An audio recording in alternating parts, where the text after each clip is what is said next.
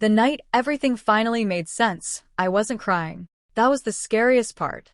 I was calm in a way I'd never been before, sitting alone on the edge of my bed, staring at my phone as the last lie unraveled itself. For months, I had blamed myself, my intuition, my overthinking, my insecurities, as he liked to call them. But in that moment, with proof glowing coldly on my screen, I realized something terrifying and freeing at the same time. I had trusted him blindly, and that had been his biggest mistake. I met him when my life was quiet, almost boring. I had just moved to a new city, started a stable job, and promised myself I wouldn't rush into anything serious. Then he walked in like a storm, pretending to be shelter. He was charming in that effortless way that made people feel special just by standing near him. He listened, at least, that's what I thought.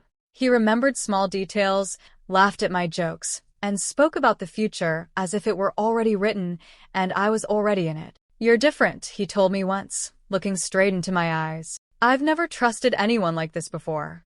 I should have noticed how easily the word trust rolled off his tongue. At first, everything felt safe. He texted every morning. He called every night. If he was late, he explained.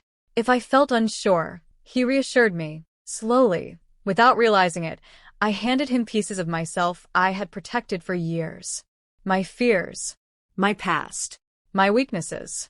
I told him things I'd never said out loud, believing that vulnerability was the same as intimacy. When my friends asked if I was sure about him, I defended him fiercely. "You don't know him like I do," I said. And I meant it. I thought love was about loyalty, about standing by someone even when doubt crept in. What I didn't realize was that he was counting on that loyalty, feeding on it, using it. The red flags didn't arrive screaming. They whispered. A message he flipped his phone over for. A call he took outside. Plans canceled last minute with excuses that sounded reasonable, too reasonable. When I asked questions, he smiled softly and said, "You worry too much." And because I trusted him, I believed him. I believed him over my own instincts. That was the first mistake I made. The second was apologizing for things I didn't do.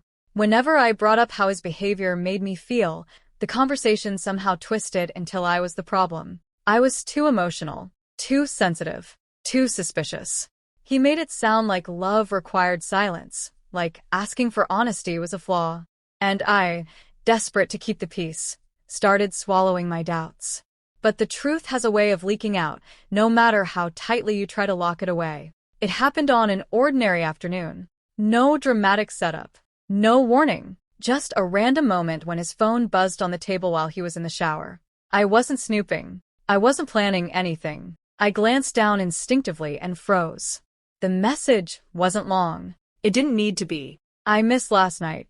When can I see you again?" My heart didn't break immediately.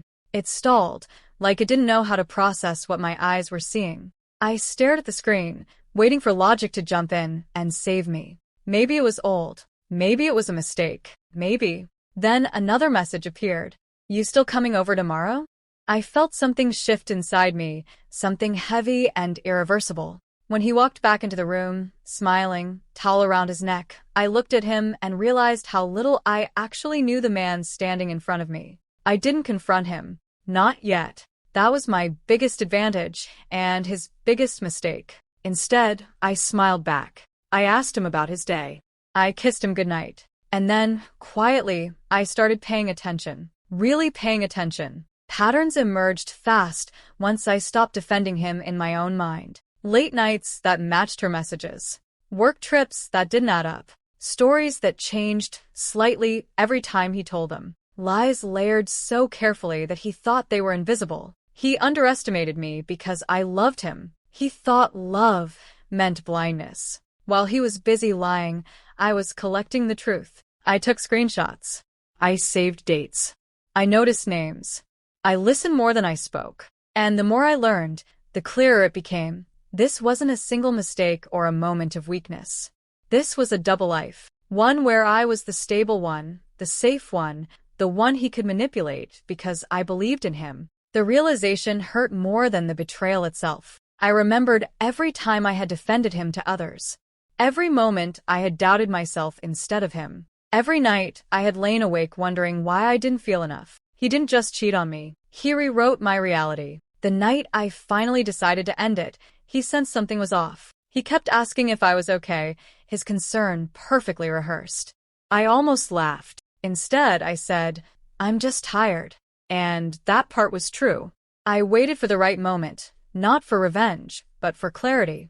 I wanted him to see that I wasn't weak, that I wasn't broken, that I wasn't the fool he thought I was. When I confronted him, I didn't raise my voice. I didn't cry. I simply placed my phone on the table and slid it toward him. His face changed instantly. At first, he tried to deny it. Then he tried to explain it. Then, when neither worked, he tried to blame me. "You weren't around enough. You were distant. I didn't think you'd find out." That last sentence told me everything I needed to know. He wasn't sorry for what he did. He was sorry he got caught. I stood up, my hands steady, my voice calm. "You never saw this coming," I said, "because you thought my trust made me stupid." He reached for me, panic finally breaking through his confidence. "We can fix this," he said. "I'll do better." But trust doesn't shatter loudly. It collapses inward, quiet, final. I walked away that night with nothing but my dignity, and for the first time, that was enough. What he didn't know was that the truth doesn't end when you leave a room. Word spreads. Lies unravel. People talk. And the version of him he carefully curated couldn't survive without my silence. Friends started asking questions. Stories didn't line up. The same charm that once pulled me and began to feel hollow to others. He tried to control the narrative, but without me defending him, it fell apart fast. Weeks later, I heard he was angry, confused, hurt. He told people he never saw it coming. And that part made me smile. Because I did see it coming. I just chose my moment. I trusted him blindly, yes. But when my eyes finally opened, I didn't just walk away. I walked forward, stronger, smarter, untouchable. And the truth he never saw coming? I didn't need revenge. I became the proof that losing me was his greatest loss.